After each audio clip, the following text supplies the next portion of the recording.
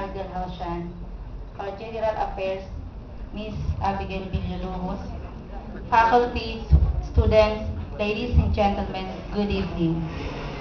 In behalf of the Bicol Central Academy Administration, we welcome you all to the first Seniors Night of the Bicol Central Academy. To all of you seniors, be proud that you're the first batch who experienced this kind of event in the history of the Bicol Central Academy. Without further ado, let us now formally commence our program. Enjoy the rest of the night. Good luck.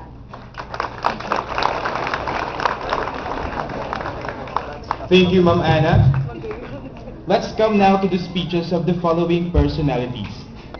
We learn through education, and we all know that education brings knowledge, and that knowledge is power. So let us have the power to grasp knowledge from the speech of Mr. Education, Vico Cervantes.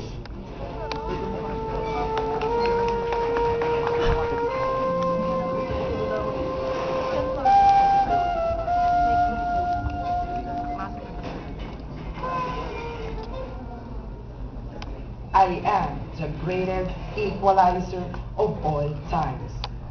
With me, peasants become at par with the landlord, the workers with the capitalists, the poor with the rich, common men with kings.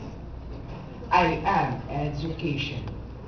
With me, men are surely made equal, as they ought to be in the very beginning. No division unconquered. I am the father of free men, and so those who are still imprisoned in the dark pit of ignorance wish for nothing else but my presence, a presence that will transform their being, and that will help clear their roads to contentment, to dignity, and to success. I am education. And I am responsible for many pleasures, luxuries, and comfort every modern man enjoys at a moment.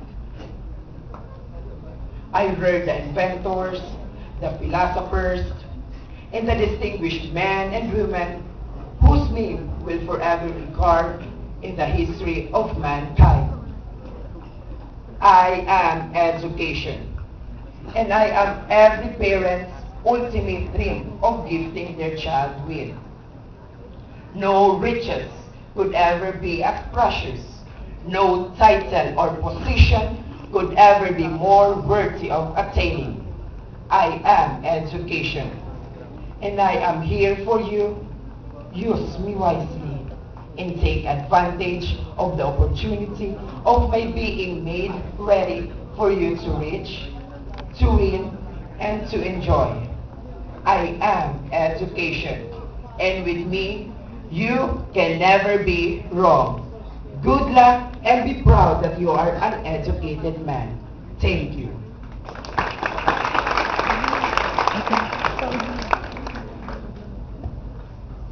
Thank you, Mr. Education. Ideas are essentially needed to keep us intellectually rich and free. And having enough of such, let us hear the speech of Miss Alma Mater, Cindy Potestado.